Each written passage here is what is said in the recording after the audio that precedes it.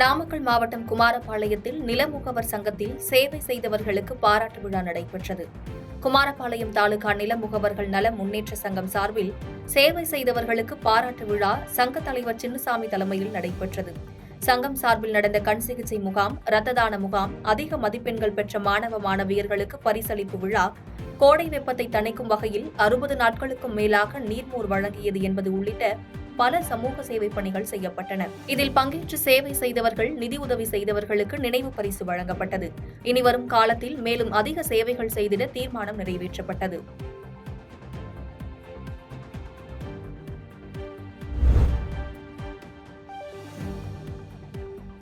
உதகையில் காலை முதலே வானம் மேகமூட்டத்துடன் காணப்படுவதால் வாகன ஓட்டிகள் அவதியடைந்து வருகின்றனர். உதகை மற்றும் அதன் சுற்றுவட்டார பகுதிகளில் வானம் காலை முதலே மேகமூட்டமாக காணப்படுவதால் வாகன ஓட்டிகள் அவதிப்பட்டு வருகின்றனர். தற்போது பெய்து வரும் கோடை மழை காரணமாக நீலகிரி மாவட்டத்தில் காலை முதலே வானம் மேகமூட்டத்துடன் காணப்படுகிறது. மேலும் அதிகபட்சமாக நடுவட்டம் பகுதியில் 28 மில்லிமீட்டர் மழையும், குந்தா பகுதியில் 4 மில்லிமீட்டர் மழையும், உதகையில் 7.4 மில்லிமீட்டரும் பதிவாகியுள்ளது.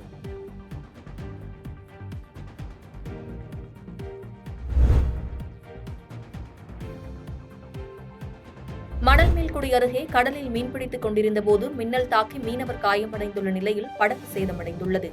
புதுக்கோட்டை மாவட்டம் பாலக்குடி கிராமத்தைச் சேர்ந்த திவ்யநாதன் என்பவருக்கு சொந்தமான நாட்டுப் படகில் 3 மீனவர்கள் கடலில் மீன்பிடித்துக் கொண்டிருந்தனர். அப்போது திடீரென அந்த படகின் மீது மின்னல் தாக்கியுள்ளது. இதில் சிங்கராசு என்பவர் காயமடைந்ததால் சிகிச்சைக்காக அவரை சக மீனவர்கள் மருத்துவமனையில் அனுமதித்தனர். அங்கு சிகிச்சை பெற்று வந்த சின்னராசு அதன்பின் வீடு திரும்பியுள்ளார். இந்நிலையில் மின்னல் தாக்கியதில் தனது நாட்டுப் படகு முழுமையாக சேதமடைந்து விட்டதாக, படகிற்கு இழப்பீடு வழங்க வேண்டும் என படகின் உரிமையாளர் கடலோர காவல்படை குழுமத்திற்கு புகார் மனு அளித்துள்ளார்.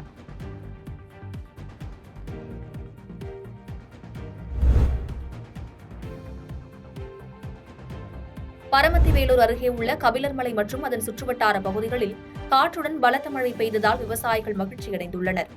நாமக்கல் மாவட்டம் பரமத்திவேலூர் தாலுகா கபிலர்மலை சுற்றுவட்டார பகுதிகளில் கடந்த தினங்களில் கத்திரி வெயில் வாட்டி வதைத்து வந்த நிலையில் இன்று காற்றுடன் பலத்த மழை பெய்தது. இதனால் கான்கிரீட் சாலையில் மழைநீர் வெள்ளம் பெருக்கெடுத்து ஓடியது. நீர்நிலை குட்டைகள், போர்வெல், ஆழ்துளை கிணறுகள் ஆகியவை தண்ணீர் தேங்கும் அளவிற்கு மழை பெய்துள்ளதால் பொதுமக்கள் மற்றும் விவசாயிகள் மகிழ்ச்சியடைந்துள்ளனர்.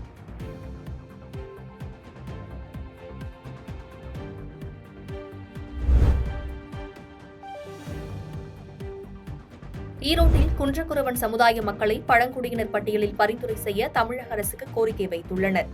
ஈரோடு மாவட்டத்தில் குறிஞ்சிர் முன்னேற்ற பேரவை மாநில செயற்குழு கூட்டம் நடைபெற்றது.